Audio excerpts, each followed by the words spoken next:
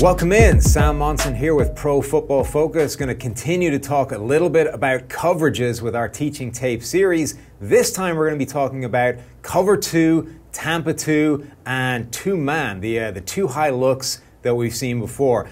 Tampa 2, cover 2 used to be the NFL's predominant coverage scheme, or at least so prevalent that a couple of teams had their entire identity built around this coverage. The Tampa Bay Buccaneers popularized this entire defense with the adjustment of that middle linebacker dropping deep down the middle of the field to try and spread those safeties, try and patch up some of the problems that had existed in the traditional cover 2 look that had been around for years before that. But the NFL offenses now, they've developed to such a huge degree that the Tampa 2 cover 2 systems have really gone by the wayside. They have become far less prevalent. Man coverage, those cover 1, cover 3 looking schemes have taken over as the go-to for NFL defenses.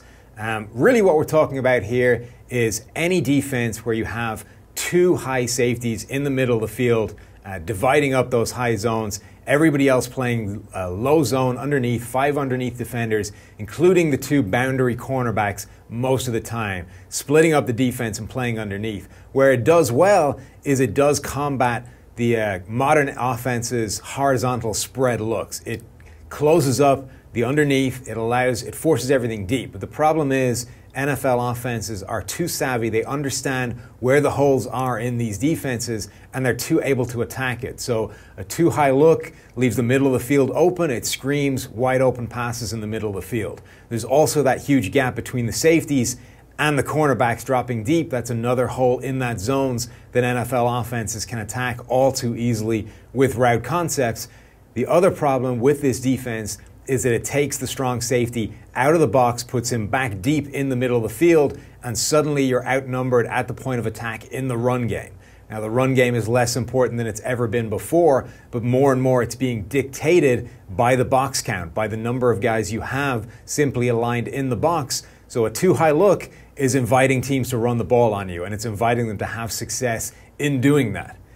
Overall, last season, the Cleveland Browns under Greg Williams actually ran the most too high looks. 25.8% of the time they ran either cover 2 or two-man looks, which is the most in the league. So a quarter of their defensive snaps were this kind of too high look. Nobody else was anywhere near that. The other variant, though, is this two-man scheme. This is man coverage across the board underneath with those two high safety looks. And that does hide some of the deficiencies that you see with a cover 2 or with a Tampa 2 look. It takes away those holes in the zone and brings man coverage to the table underneath instead. And that does allow you to do a lot of good things. It's predominantly used now on third downs, obvious passing situations where you want those two high safeties to take away the deep ball, particularly third and long. You're going to position those guys over the top and then play man coverage underneath, which is the more effective coverage technique when it comes to one-on-one defenders. You can have your cornerbacks, your underneath defenders match up one-on-one with everybody, try and take them out of the game at a higher rate, and then if they do get beat, you still have safety help over the top on both sides of the field. So that's our breakdown of the cover 2, Tampa 2, and two-man looks on defense. Hit the like button, hit the subscribe button. It does us a world of good on YouTube. And don't forget to check out the rest of this teaching tape series and the rest of our coverages on the PFF YouTube channel.